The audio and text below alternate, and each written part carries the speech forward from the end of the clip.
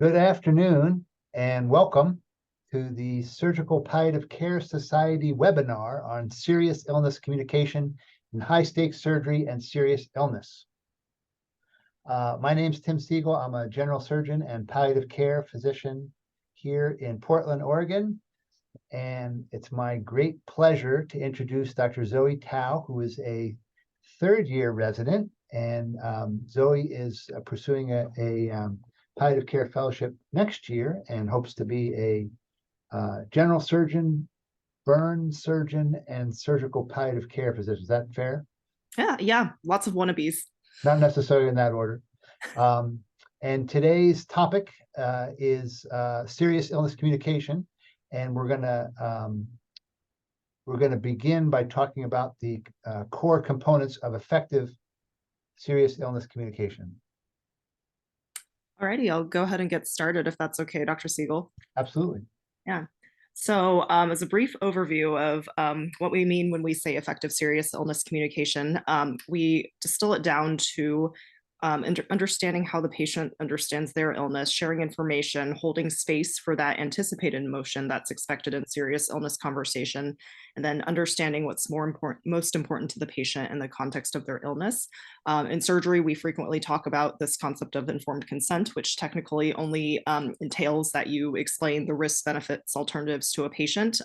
This effective serious illness communication kind of takes it a step further in sharing information clearly in the context of the patient's goals and values, and any possible misunderstanding or uncertainty that they or their family might have.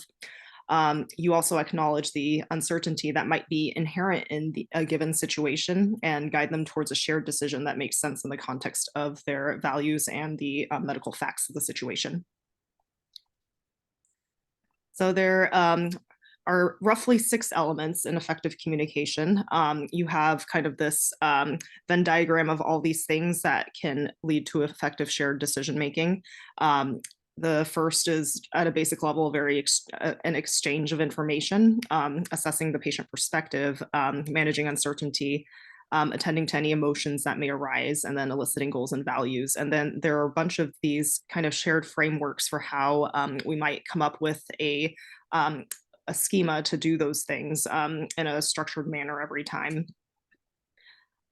These skills are things when put in this sort of structured format that can be taught and repeated and shared with others. And these sorts of complex communication skills can be really shared and taught when broken down into these components.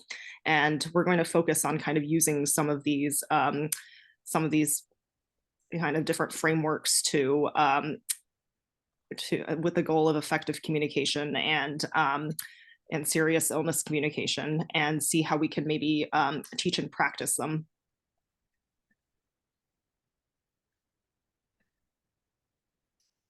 So everybody has kind of run into a situation where a patient or a family has said, no one has told me anything about what's going on with my illness, or no one has told me about what my diagnosis is, or no one has told me what the plan is. And that, whether that is true or not, that kind of highlights a sort of breakdown in communication that you might have at a basic level. Maybe somebody doesn't know when they're going to go to surgery, and then at a more complex level, nobody knows what the overarching goals of their treatment are or plan for their illness. And this could be serious news, or it could even be something like, when am I going home from the hospital? And as a kind of show of hands in the chat, how many people have had this happen to them, where a patient has told them, no one has told me anything about what's going on with my illness?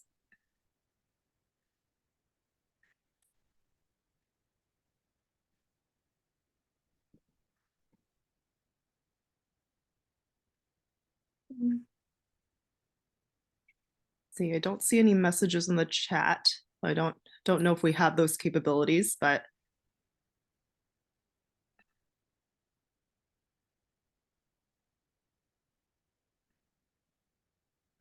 okay, cool. I saw a chat pop up all the time.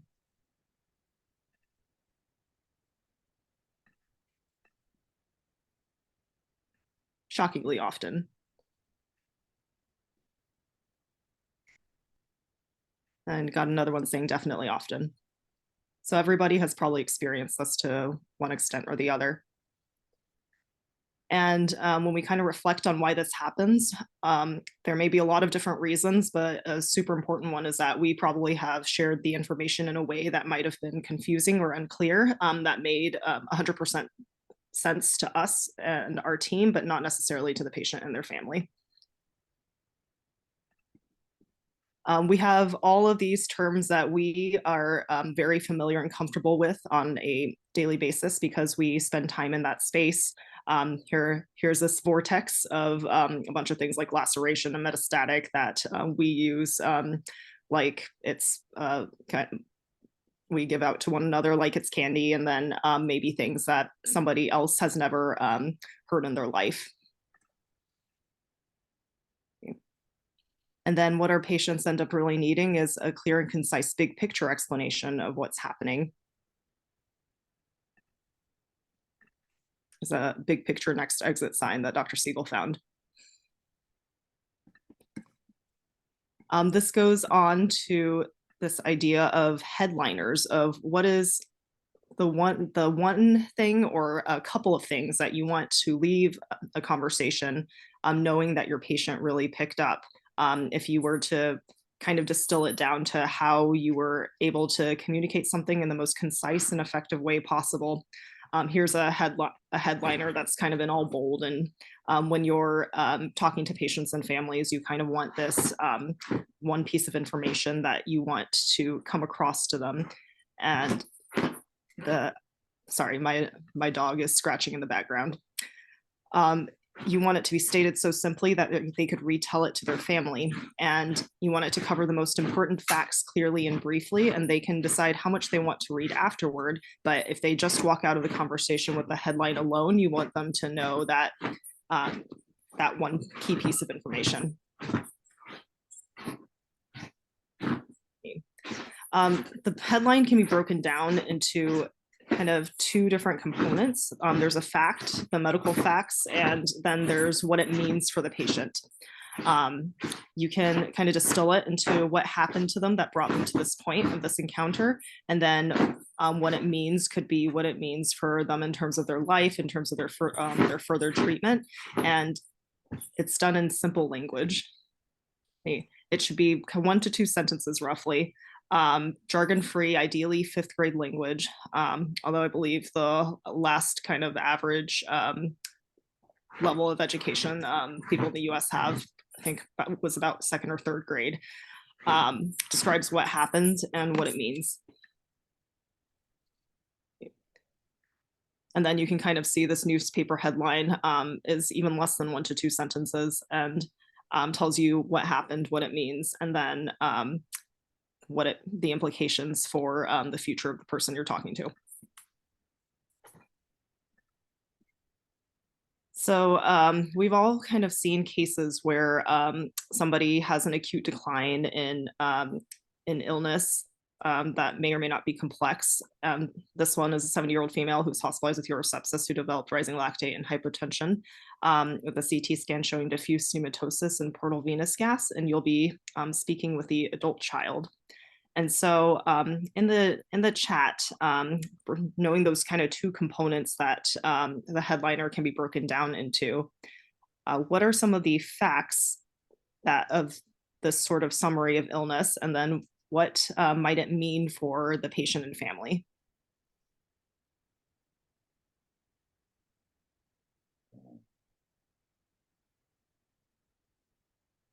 So yeah, take a minute to write a headline, and then but don't send it yet. So you have a little time to send it, and then we'll wait a minute or so, and then everybody send it, and we'll kind of look at them. It's a practice of kind of distilling things down.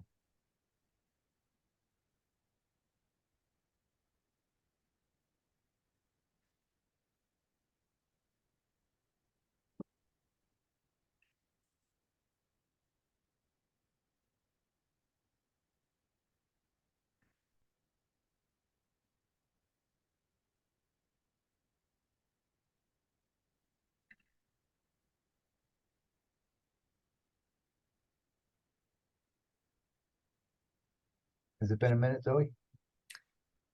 Not quite. Okay. You say when to send. Oh, now it's been a minute.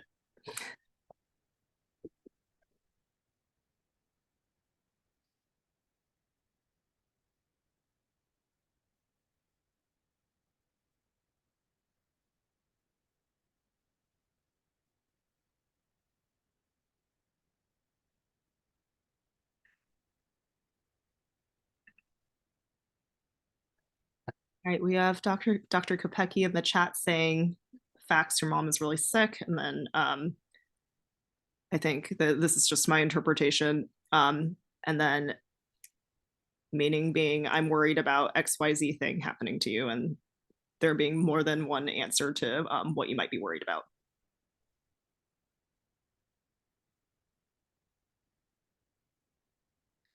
See, and then we have facts, your mother's gotten an infection, it's gotten worse despite treatment, meaning she may not get better.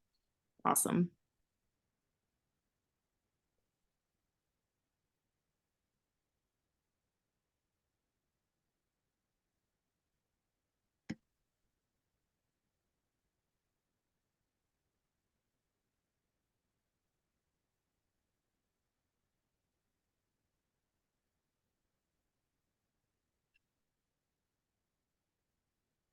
See, have Dr. Meckler saying CT scan shows a life-threatening new problem, worried she will not recover from this illness.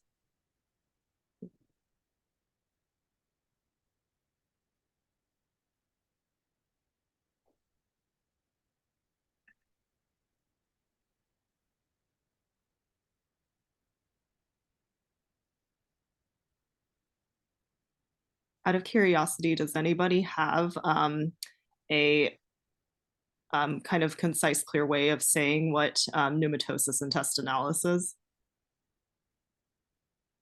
This is just a side exercise.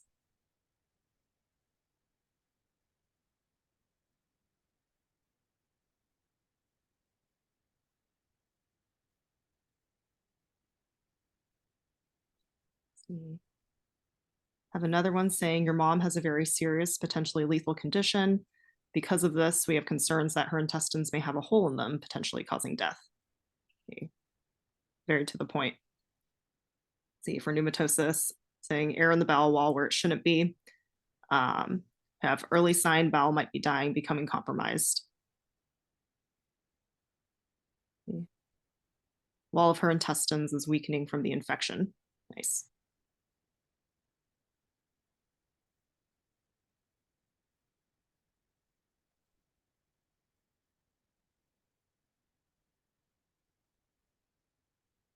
Alrighty. Oh, Sorry, I didn't mean to jump the gun there. I was scrolling around here. yeah. Ready for gun jumping? No worries. We can jump to the next one. So there are a lot of different terms that we throw around as medical providers that are comfortable to us, but are maybe the first time that somebody has heard them when they're not a medical provider, or may not have really had any sort of education related to healthcare.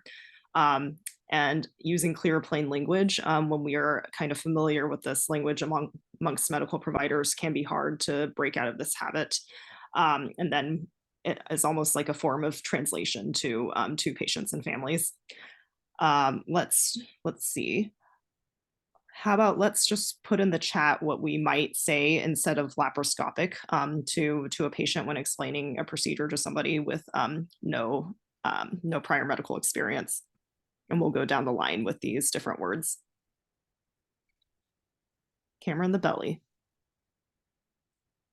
The surgery using small incisions and cameras.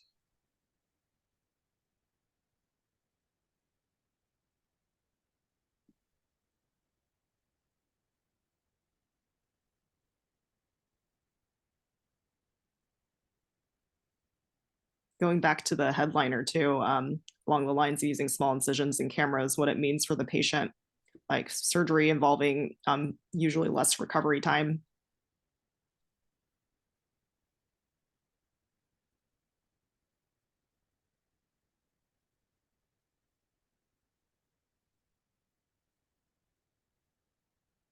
How about gangrene?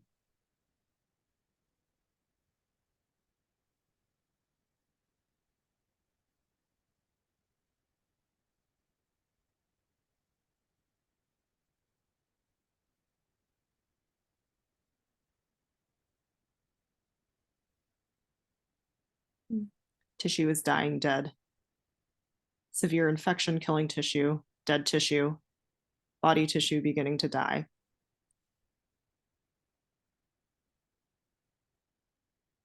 And intubation.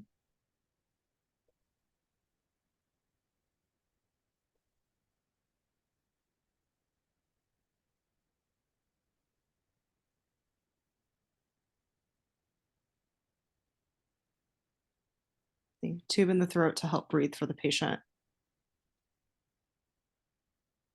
Tube in the throat to breathe for them.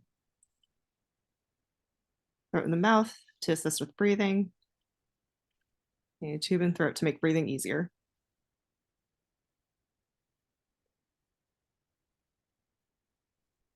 And then what about code status?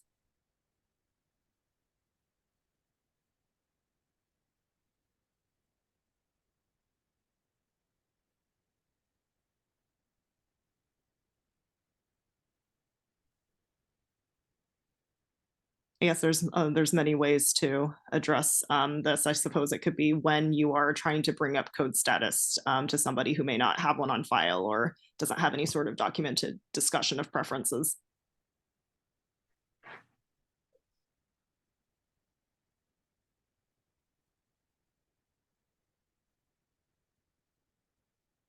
A decision that represents what you would like us to do if your heart stops.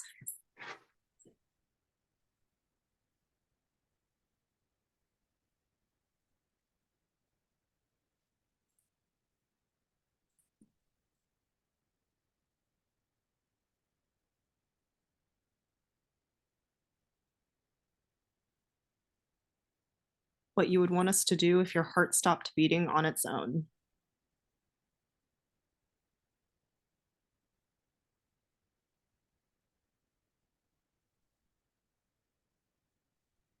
And then what about hypotension?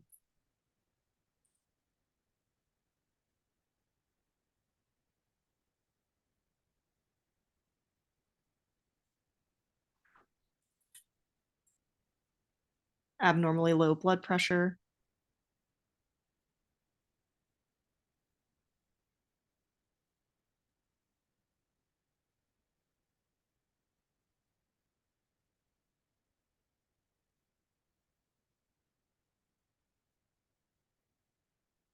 Not getting enough blood to your brain and other organs.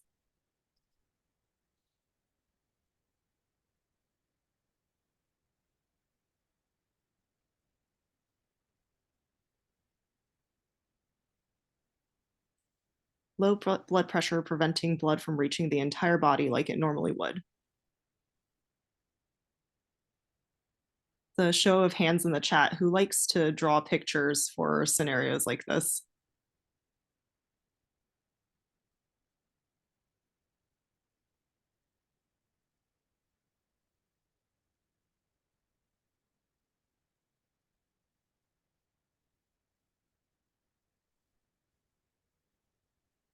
Hypotension would be hard to draw. Kudos if you can. Maybe easier to draw out for explaining procedures rather than explaining systemic disease.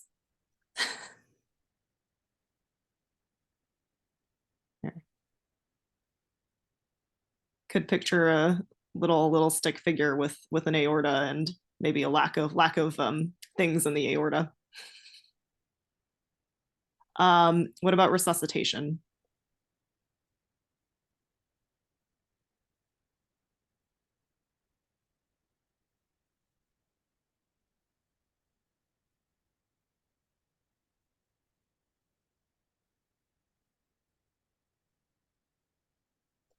Giving fluid the body needs to heal.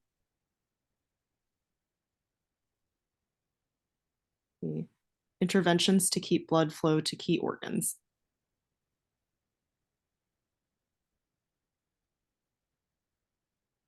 There's a surgeon that we work with in our program who will draw out the ventilator diagram for patients in their ICU rooms with using a marker on the wall for reference when they have questions about family has questions about their ventilator settings.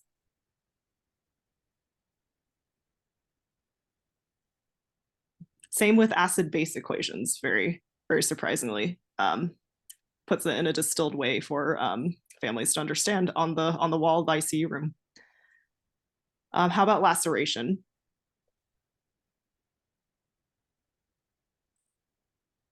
A cut. A cut. And a cut. Bowel obstruction is the last one.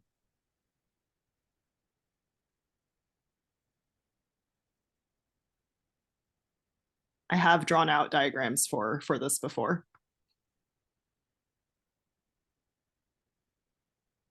Bowel or intestinal blockage.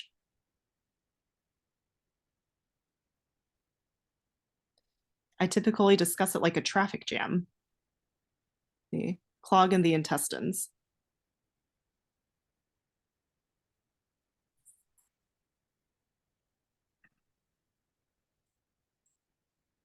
Like plumbing. Nice. Okay. An abnormal blockage in the intestines. All right, thanks everyone for participating in this exercise. Oh, kink in a hose. That's a good one. I've described it as a balloon animal before. Maybe this is slightly biased towards peds, or maybe people who are balloon animal enthusiasts. That's great. You know, when I attend family meetings, and I'm often not leading the family meeting, so I'm just kind of listening. I have my trusty index card with me, and I make little notes, and very often the notes that I write are jargony words that people are using that patients couldn't possibly understand. So it may seem a little laborious to do this exercise, but it's super helpful. And so thanks everybody for participating. That's kind of our language piece. And one of the ways that you know that you've done a good job in sharing serious news clearly and well is that you'll be greeted by emotion, because particularly if it's an unexpected turn of events or unexpected information, the patient will really understand it and they'll become emotional. And it's important to recognize that. And it's important to have in your toolbox tools that you can use to respond to emotion. And if you think about it, when we're placed under stress and stressful situations, our limbic system can hijack our thinking, our ability to think rationally and clearly. And so if there's a way of slowing down that process, there are many benefits. One is you'll be able to have the patient retain information. You'll also show that you're a human being and not a robot. And that will help you with developing a therapeutic relationship and rapport. You'll develop trust, and you'll be able to achieve the benefit of goal concordant care. So that we call that holding space, or using empathy as a tool to create the space to allow that cognitive part of the brain to catch up with the emotion. And remember, empathy is not emotive on our part. Empathy is an attempt to figure out what it's like to be the other person. What is that person experiencing? What is their life experiencing? What does their life experience lead them to be in this moment? And there are many reasons to be an empathic physician. If you weren't interested in anything other than outcomes, you would want to be an empathic physician, because empathic physicians, patients do better. They're more likely to take their medications if you ask them to. They're more likely to do prehab. They're more likely to do physical therapy. They're more likely to come to their appointments if you are perceived as empathic. So, and one way to do that is to be empathic, is to be a human being and respond to emotion. So this is a mnemonic. It's an approach to responding to emotion, and these are phrases that you can pull out of your rag box when it's time to respond to emotion. And we'll go through each one. The first is naming the emotion, and this is of course purely a hypothesis on your part. So you don't really want to sound like a bad therapist when you're naming an emotion. So you hypothesize what you may be hearing. So you could start with, oh, this must be very challenging. This must be very unexpected. This must be sad. This must make you, unhappy. Or I'm wondering if this is really a surprise, or I'm wondering if this is sad or unexpected. Or you could say, it looks to me like you're about ready to chop my head off with a hatchet, or something like that. Probably wouldn't want to say that but it's, you're kind of saying, this is what I'm seeing. Is this am I saying the right thing? And what this will do, if you have never done it, this will take the intensity in the room down. This will take the temperature, the emotional temperature in the room down a notch. When you're naming what you see, you want to really avoid telling people that you know what they're feeling or what they're thinking, because you can't possibly know that. You can describe what you see and say, this looks like this might be that. And that will really go a long way towards that person saying, wow, this is a person. Because if you just plow through when somebody's crying or angry or silent or looking vacant, it's not going to go well, because you then have the appearance of not being a human being. And then you want to understand, you want to show that you see what the emotion that they're experiencing. So you could say things like, this helps me understand what you're thinking, if you can help me. Or I can see that how you're dealing with this is making you sad or confused or anxious or stone-faced or whatever. Or I can't imagine how it must be to receive this news, because you thought that things were going differently. So these are tips. And these tips, you want to, again, you don't want to suggest that you understand how the other person is feeling.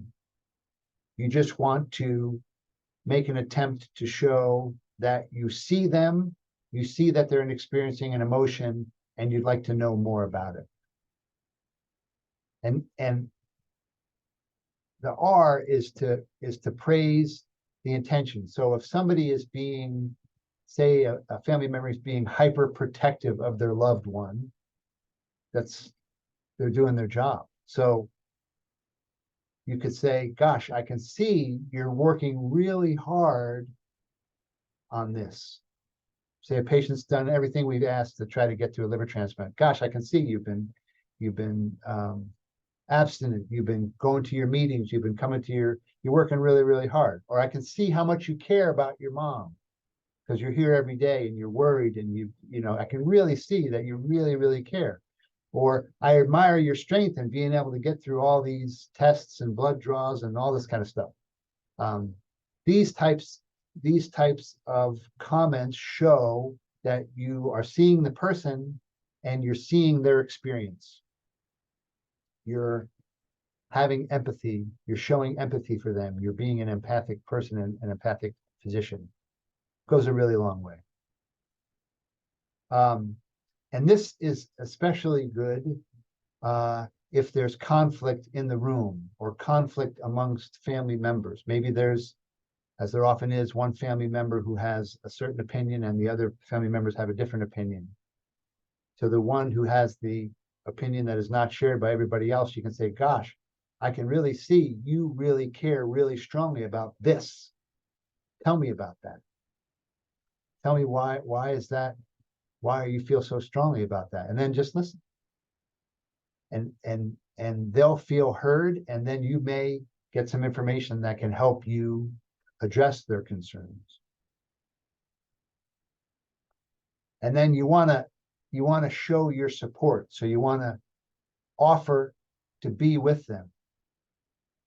You're not going to abandon them.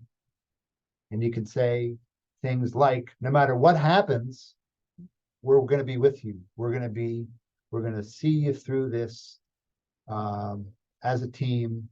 We're going to be with you all along the way.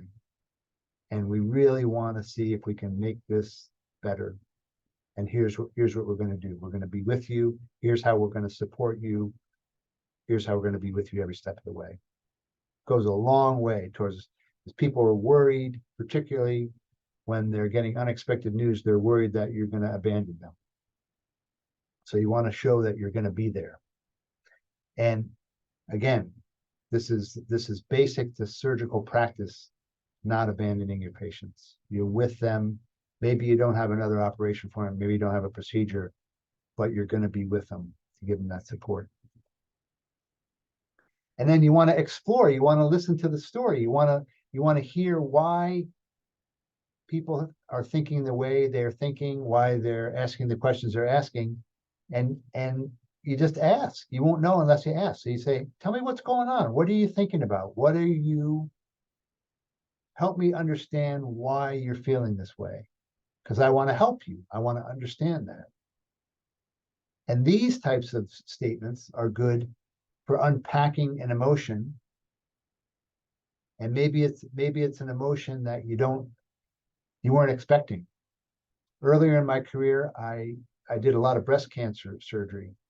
And very often I would have a young patient with an early breast cancer, and it was really, really good news. And I'd say, gosh, this is really good news. We have excellent margins. Your sentinel node is negative.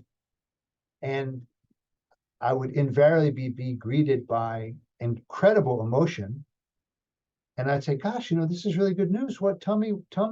And of course, it would be the 3rd anniversary of their sister or their mother or their grandmother's cancer recurrence or metastatic disease or something like that. So if you're greeted by something that you don't expect, ask, tell me why. Why this is good news. Why are you upset? It can help you.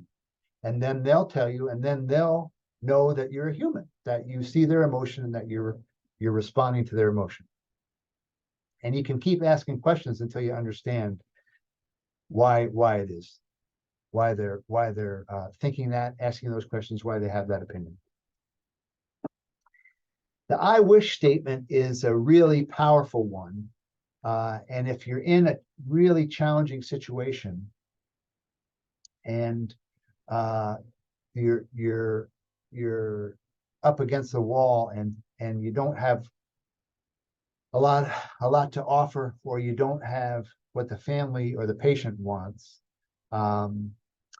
it can help you align, and you can also let them know that you wish things were different. So you could say, I wish I had different news, or I wish I didn't have to tell you this today, but the fact of the matter is this is what's happening. Because you do wish it was different. Who wants to tell people news that they don't want to hear, that's unexpected and jarring and so these types of statements that I wish are good if you don't have an answer, or if you don't have the answer that the family and the patient hope you do. So very, very helpful. And then we have a couple of practices here for responding to emotion, recognizing what's going to be an emotional event, and then providing an empathic response. So the first thing is to respond with one of the nurse statements that we went through, and then wait.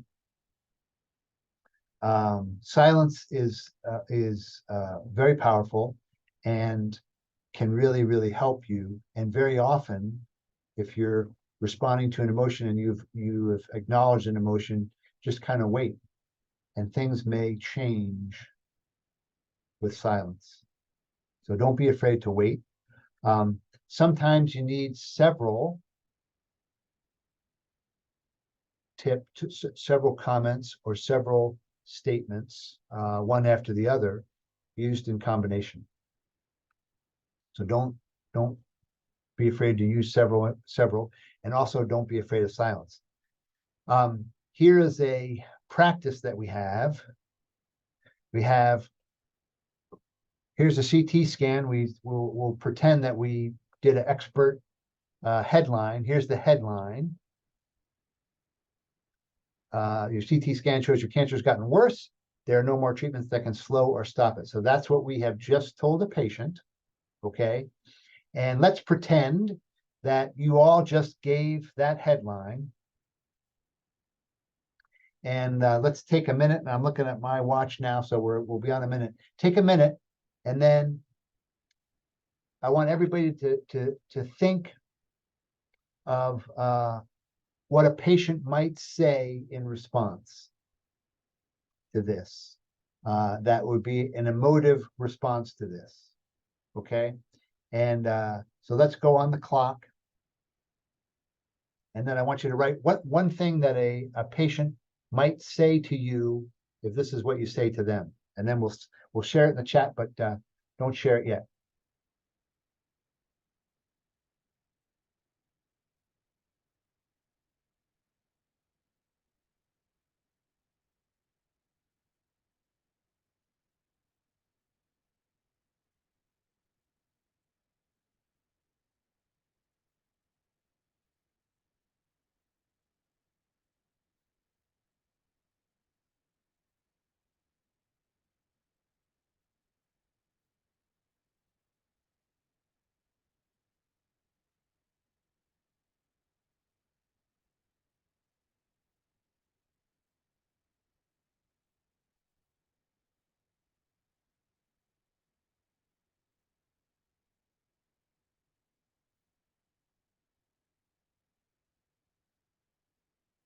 Okay, let's send it now. Some have sent already, which is great. But I've been getting stronger and feeling better. What can happen to me now? So you're just giving up on me? Good one. What do you mean there are no treatments? Are you sure nothing else can be done? What do you mean? Okay. I'm afraid to die. You're supposed to help me. There has to be something. How long do I have left?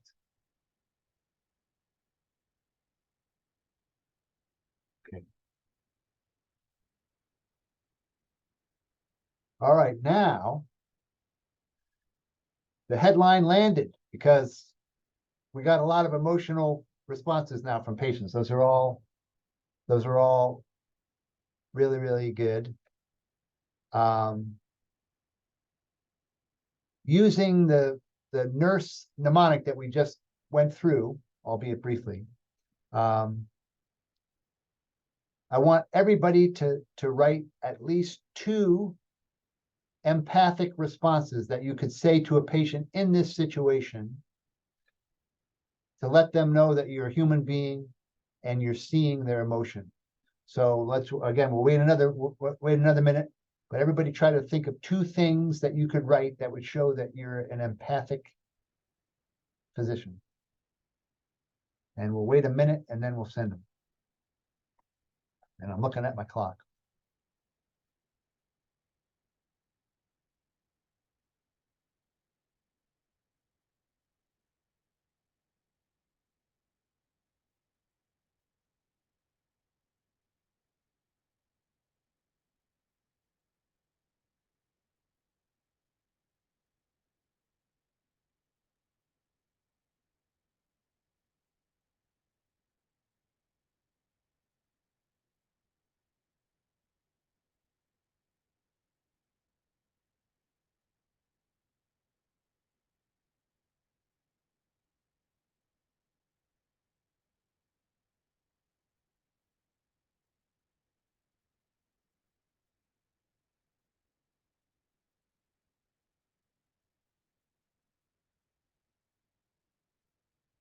Okay, let's send them.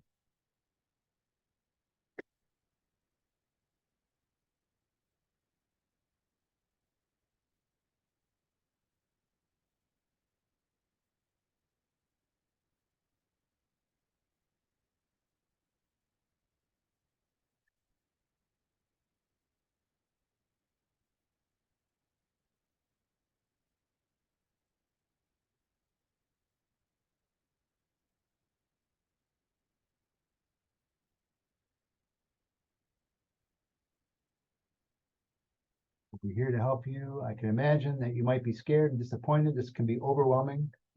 Absolutely.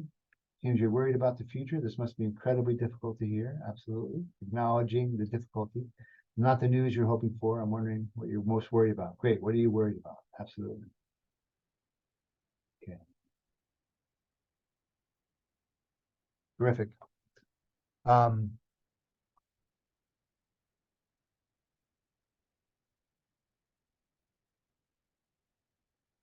Here's a bonus feature from the case files of Dr. Tao. You want to introduce this, Zoe? Yeah, sure. As our bonus case, Dr. Siegel and I will practice where he is the patient BV, and I will try to give him a bad headliner and a good headliner. When I give him a bad headliner, I want everybody to roast me in the chat and comment on what specific things are bad about it, and then the second time around, what things might have gotten better. Let's see. So the general case is that there's a 80-year-old gentleman. He has metastatic colon cancer, and he's come in and out of the ER with malignant small bowel obstructions that have been recurrent. And he lands in the hospital, and you, as the surgical team, have been consulted for consideration of a venting gastrostomy. And so the patient is sitting in a room, and you are going to encounter them for the very first time, never having previously seen them. So I'll introduce myself. I'm Dr. Tao. I'm one of the general surgery residents. I've been asked to come see you because of your metastatic cancer, and I've been told by your doctor that your adenocarcinoma is too locally advanced to consider any more disease-directed therapy. And it seems like you having a complete obstruction really precludes the possibility of any additional treatment. In this situation, I offer a venting gastrostomy for temporary alleviation of symptoms related to your malignant bowel obstruction.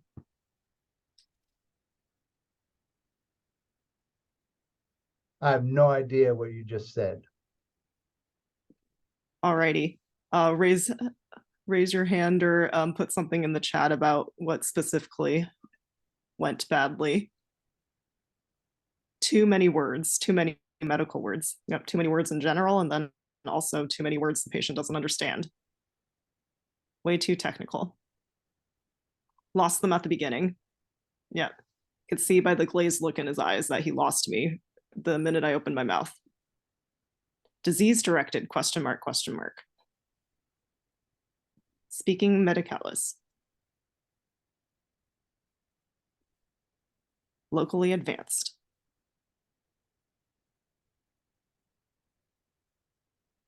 Medicalese. And yes.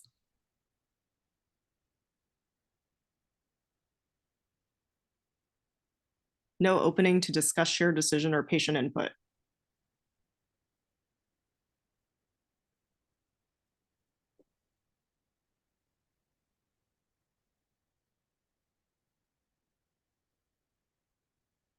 I think even as a trainee in medicine, if somebody told me this, I would still be confused.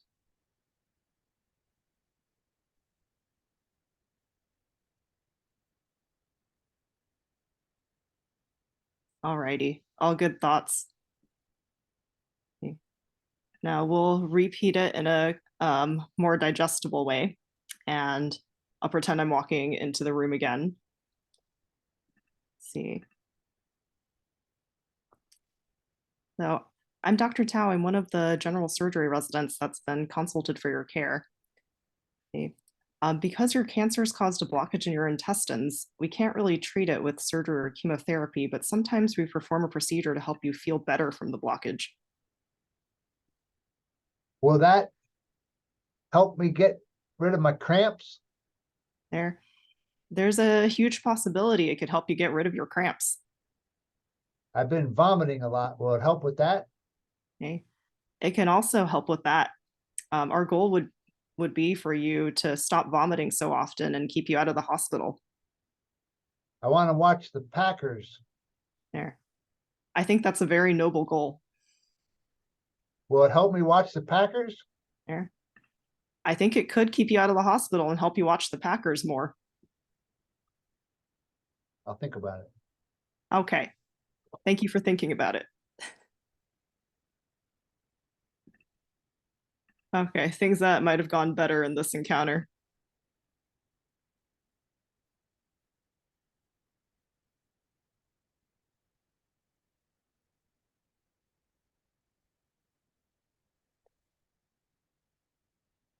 Any thoughts in the chat about how that went?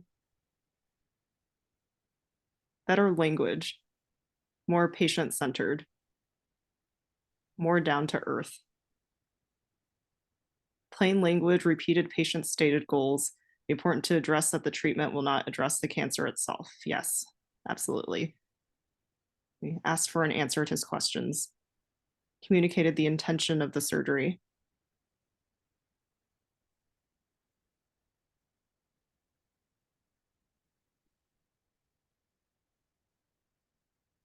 Good. All righty. Dr. Siegel, do you have anything to add? I was trying to stop sharing. Oh, here we go. Because that's all the slides that we have. And I know it's hard with the webinar, but I would love to open the chat to see if anybody has any thoughts or questions about what we presented. This is the first in a series of presentations, just trying to start with the basics of clear language with a headline and then responding to emotion. And so we'd love to open it up, take any questions or comments anybody has about this content or future webinars.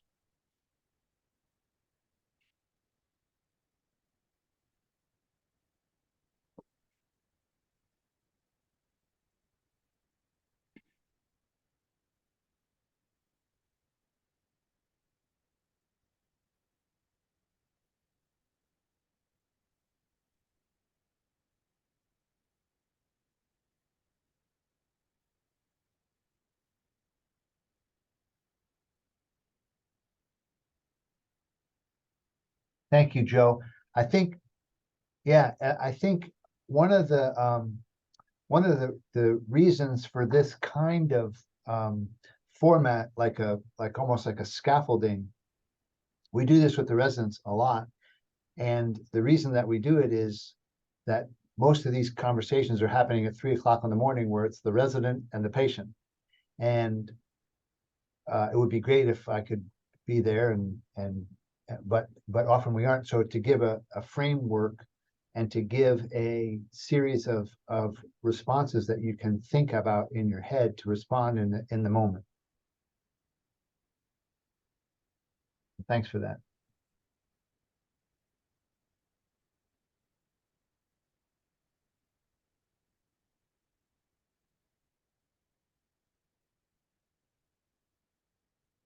Oh, good. Thank you for that.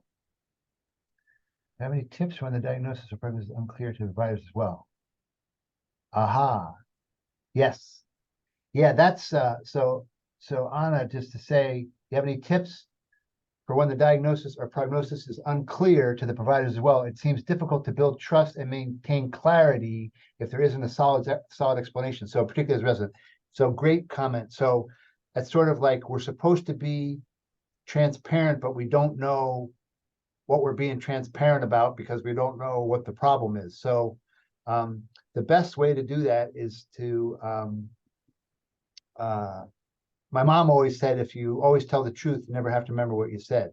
So if you don't know what's going on, you don't ever want to make something up or use a bunch of jargon that you're not going to remember, because then they're going to call you on it the next day. You said, this was, pseudo whatever. It's not that. So if you have a couple things that it could be, you could say, we are worried that your loved one has a severe infection and we're trying to figure out the cause. In the meantime, this is what we're doing. We're using broad spectrum antibiotics.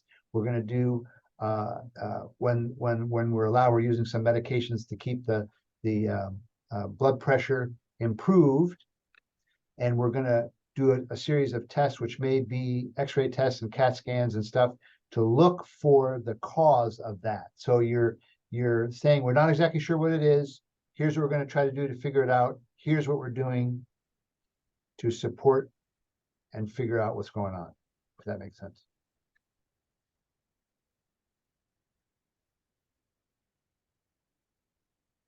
Good.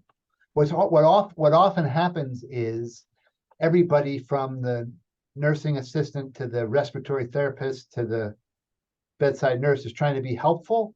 So a lot of times they'll say things that have nothing to do with anything. And then that's what the patient and the family hold on to. And so they may be thinking of the last person that was in this room that got, a coronary angiogram or something. And so they're having chest pain. Meanwhile, they didn't know that the guy just got run over by a tractor.